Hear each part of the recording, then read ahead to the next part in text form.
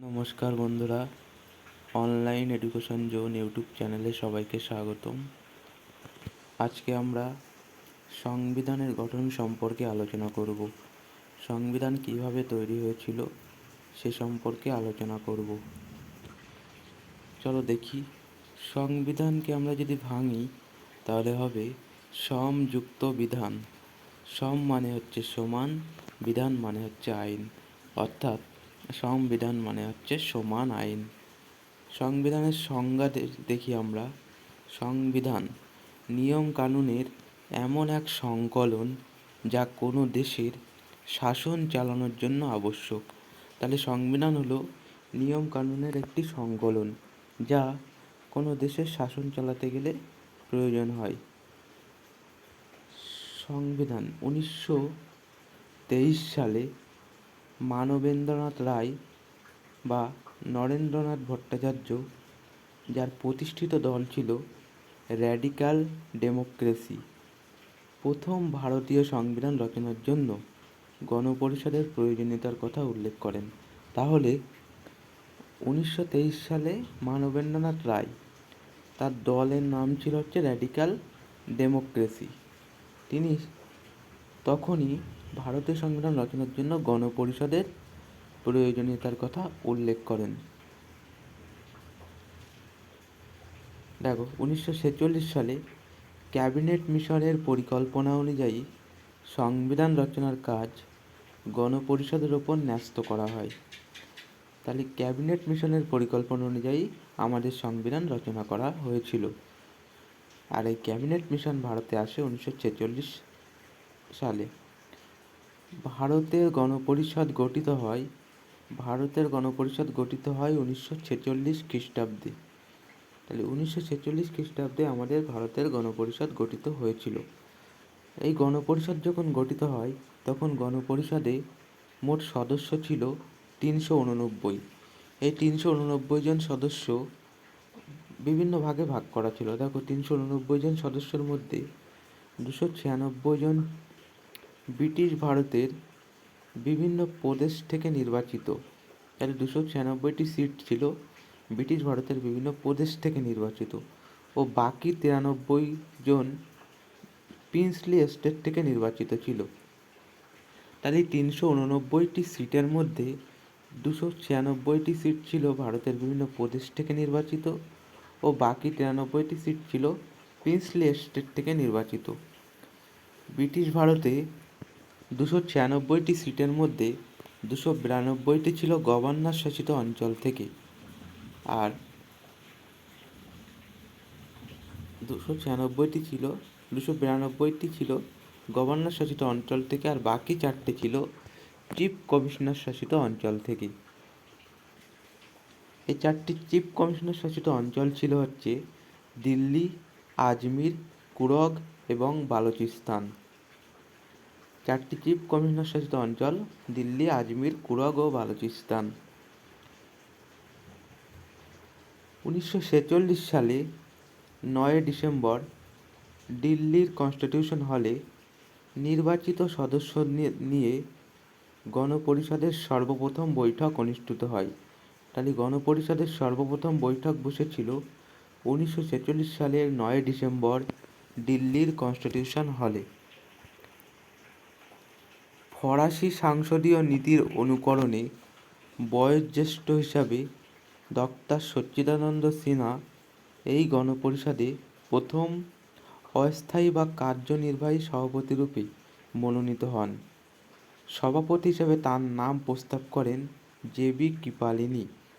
তাহলে সংবিধান গঠনের পরে গণপরিষদের প্রথম অধিবেশনে সভাপতি ছিলেন অস্থায়ী ডক্টর সচ্চিদানন্দ সিনহা।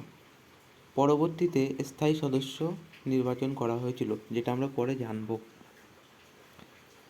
1946 সালের 11 ডিসেম্বর ডক্টর রাজেন্দ্র প্রসাদকে এই গণপরিষদের স্থায়ী সভাপতি রূপে নির্বাচিত করা হয়। তার দুজন সহ-সভাপতি ছিলেন যথাক্রমে এইচ.সি. মুখার্জি ও ভি.টি. কৃষ্ণমাচারী। তাহলে 1946 সালের 11 ডিসেম্বর ডক্টর রাজেন্দ্র প্রসাদকে স্থায়ী সভাপতি রূপে নির্বাচিত করা হয়। এবং তার সঙ্গে দুজন সহসভাপতি ছিলেন এইচ.সি. মুখার্জি ও কৃষ্ণমাচারী। দেখো, গণপরিষদে অনেকগুলি কমিটি গঠিত হয়েছিল, যার মধ্যে উল্লেখযোগ্য ছিল ড্রাফটিং কমিটি বা খসড়া কমিটি। এই খসড়া কমিটি 1947 সালের 29শে আগস্ট ডক্টর ভীমরাও আম্বেদকরের অধ্যক্ষতায় এক খসড়া কমিটি গঠিত হয়। এই খসড়া কমিটির মোট সদস্য সংখ্যা ছিল 7 জন। 1948 সালে সংবিধানের প্রথম খসড়া তৈরি হয়।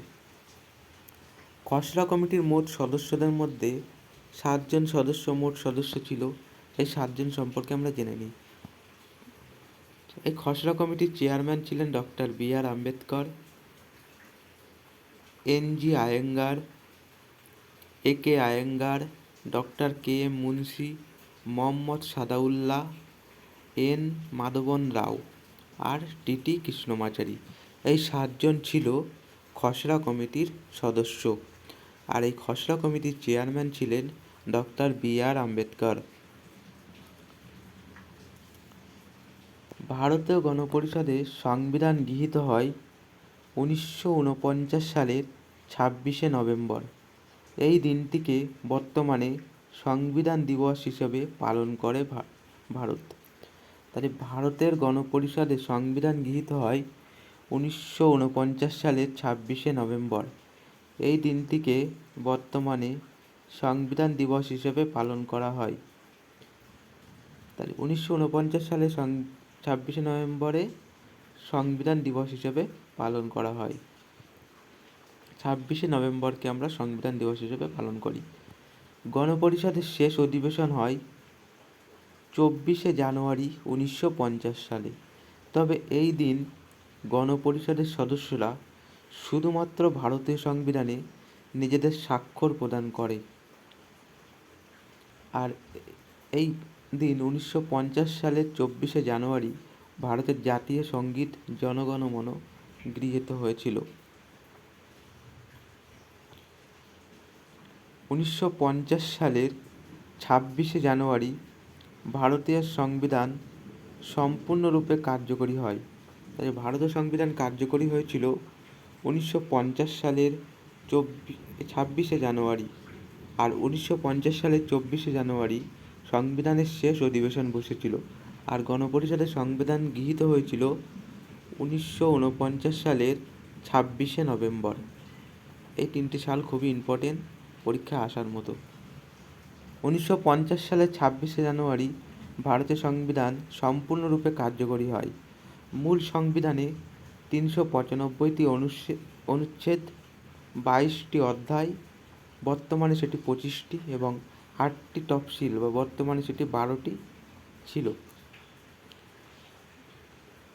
তাহলে মূল সংবিধানে 395টি অনুচ্ছেদ ছিল এবং 22টি অধ্যায়, বর্তমানে 25টি, এবং 8টি তফসিল, বর্তমানে 12টি গৃহীত হয়।